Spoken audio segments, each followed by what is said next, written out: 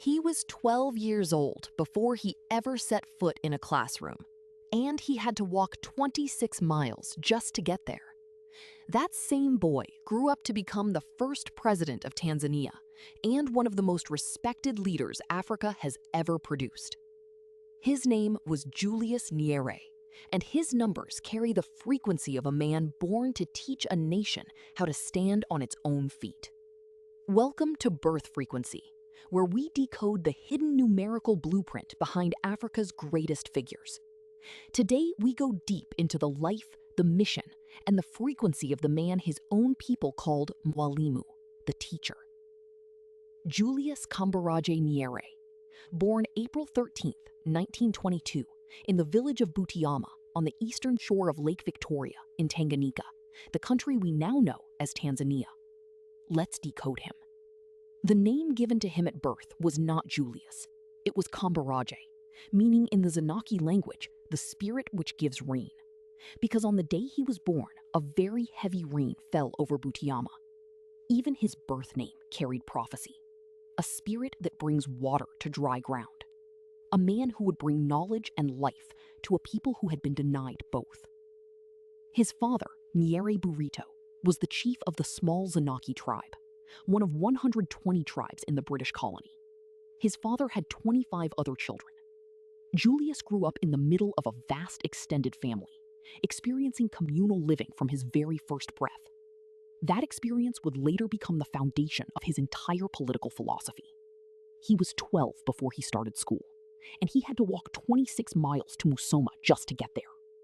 But when he arrived, he was immediately recognized as exceptional. He regularly scored the highest marks in his class and was the leading pupil in all examinations. He received the highest score in the country on the Standard 4 examination.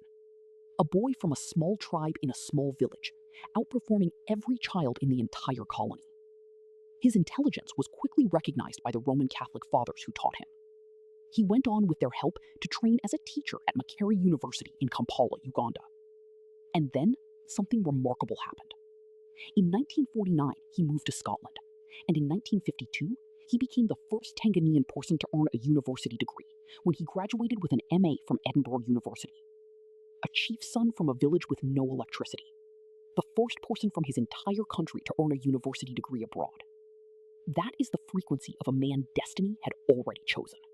Now, understand the scale of what Nyerere was working with. Tanganyika was home to 120 tribes, each subdivided into hundreds of clans speaking different dialects. When independence came in 1961, Tanzania was one of the poorest countries on Earth. The literacy rate was critically low. Infrastructure was almost non-existent. The country was almost entirely dependent on foreign aid. And yet, Nyerere chose to lead through education and unity rather than force and fear. That choice defined everything that followed. Birthday number. He was born on the 13th. 1 plus 3 equals 4. The number 4 is the number of the builder, the one who lays foundations, constructs systems, and creates structures that outlast the builder themselves. This is deeply fitting for Nyerere. He didn't just lead a country, he built one from almost nothing. He built institutions, schools, a national language policy, a healthcare system, and a philosophy of governance rooted in African values.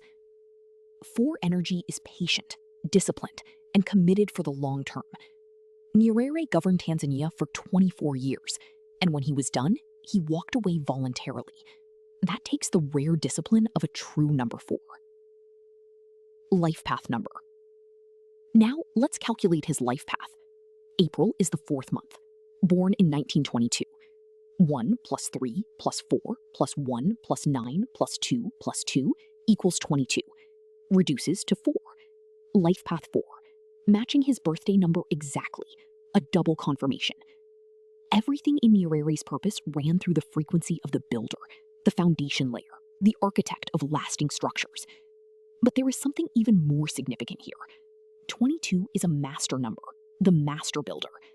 Before it reduces to 4, it carries the energy of someone capable of building something at a truly global scale. Nyerere didn't just build Tanzania. He was the major force behind the Organization of African Unity, the institution that would eventually become the African Union. A village boy who helped build the governing body of an entire continent. That is a master builder fully activated. Astrology. Born April 13th, Nyerere was an Aries, ruled by Mars. Aries is the sign of the pioneer, the one who goes first, who breaks new ground, who refuses to wait for permission to move forward. This is exactly who Nyerere was. He was the first African from his former British colony to attend a university in Britain. He was the first Prime Minister of Tanzania, the first President of Tanzania. Everything about his life was about going first, so that others could follow.